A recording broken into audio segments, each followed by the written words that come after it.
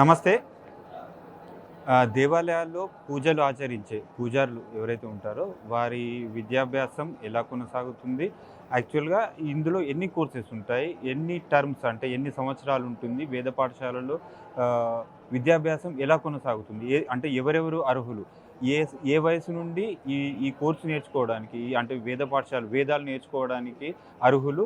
దాని గురించి పూర్తిగా సమాచారం తెలుసుకోవడానికి నాసిక్ నుండి వచ్చారు. ఈరోజు మన దక్షిణ కాశీ వేములవాడలో వేద పరీక్షలు అంటే విద్యాభ్యాసం పూర్తి చేసిన వేద విద్యార్థులకు పరీక్షలు నిర్వహిస్తున్నారు ఇక్కడ.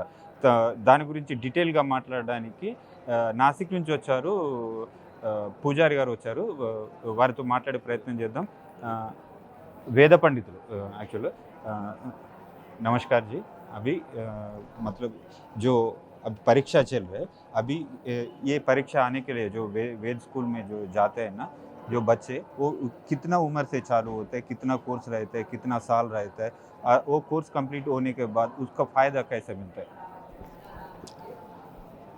मैं दिनकर सुधाकर जोशी, मैं नासिक से आया हूँ। अभी जो यहाँ पर प्रश्न किया गया है तो यो वेद विद्या का जो परंपरा है वो गुरुकुल पद्धति से चलता है। एक वेद पूरा करने के लिए कम से कम 12 साल लगता है और जो छोटा उम्र में इसमें प्रवेश लेता है उसकी स्मृति ज़्यादा चलती है। इसमें वेदों में ग्रंथों का पाठांतर प्रति अक्षर को ध्यान से सुनकर श्रुति परंपरा इसको कहते हैं, गुरुजी कहते हैं और उसी तरह विद्यार्थी उसका पाठ करता है। इस परंपरा से कम हर दिन 10 घंटा उसका स्वाध्याय करेंगे तो 12 साल एक वेद के लिए कम से कम लगता है। उसमें कुछ न्यूनातिरिक्त हो तो ज़्यादा भी लगता है। और अभी जो यहाँ पर जो परीक्षा चल रही है वो परीक्षा जो अखिल भारतीय स्तर पे चल रही है। मैं अथर्ववेद के परीक्षक के रूप में यहाँ पर आया हूँ। ये जो यहाँ पहली बार ये तेलंगाना में परीक्षा हो रही है। श्री पार्वती राजराजेश्वर अखिल भारत वेद शास्त्र स्मारत आगम विद्वत सदाह, इस नाम से जो ये संस्था है, इस संस्था में मैं भी पहले बार ये वेमुलवाड़ा क्षेत्र में आया हूँ। यहाँ आके बहुत प्रसन्नता मिली है।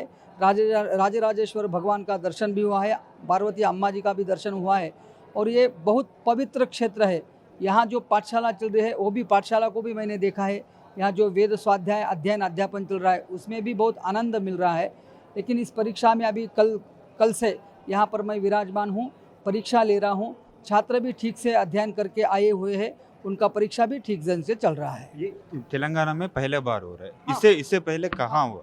अब कर्नाटका में है, महाराष्ट्र में है अखिल भारत के रूप में, लेकिन तेलंगाना स्टेट में अखिल भारत के रूप में यहाँ पर पहली बार हो रहा है।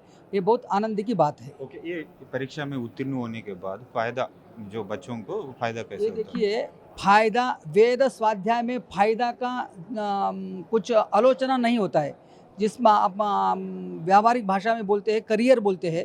लेकिन वेद स्वाध्याय ब्राह्मणों के लिए निष्कारण से करना है, उसके पीछे कुछ भी ये रखना नहीं है, आशा रखना नहीं है। तो वेद स्वाध्याय करने का ब्राह्मणों का आद्य कर्तव्य है। इस अनुसार उसमें तो वेदाध्ययन करने के बाद उसकी संरक्षा, उसकी सुरक्षा, उसका व्यवहार चलाने में भगवान वेद सक्षम है, इस विश्वास रख के ही अध्यापन करते हैं अध्यापक लोग और स्वाध्यायी विद्यार्थी भी इसी विश्वास को रखकर स्वाध्याय करते हैं।